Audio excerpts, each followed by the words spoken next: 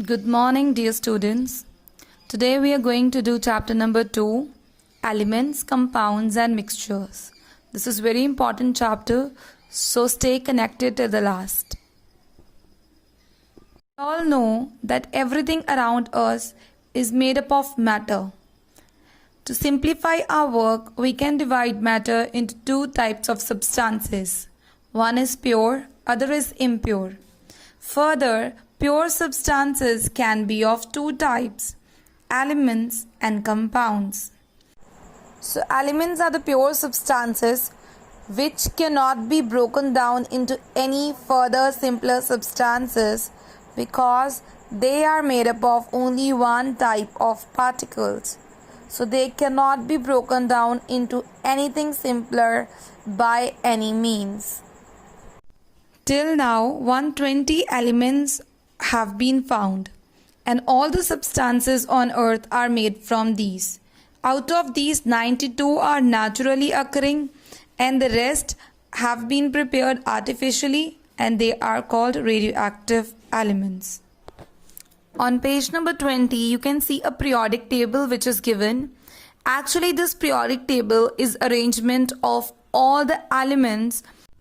This periodic table is the arrangement of different elements according to their properties. On next page, some examples of different elements are given. Elements which are found in solid form are gold, silver, iron, aluminium, etc. In liquid elements, we see mercury and bromine. Yes, it's the same mercury that we see in thermometer, which is in liquid form. Next is gaseous element, which contains oxygen, nitrogen, hydrogen, chlorine, fluorine, helium, neon, etc. Basic features of an element is a pure substance, right? That means it is made up of only one kind of particles. Elements can be natural or they can be prepared artificially. Next is element exists in all the three physical states. Which are the three physical states? That is solid, liquid and gas. Before we move further, these are important terms that we need to understand. Number one is luster. Luster means shine, right? So substances which are shiny, we call them lustrous substances. Next is malleability. It is a property. That means, for example, we have an element. If we start hammering it, अगर हम उसको एक hammer के साथ में उसको strike करेंगे, two things can happen. One is either it will break.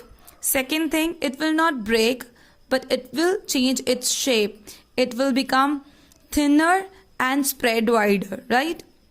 So if that substance turns into long sheets and does not break, it is called a malleable substance, like gold, aluminium, silver. That is why जो silver paper हम kitchen में use करते हैं as a foil, that is actually made up of aluminium.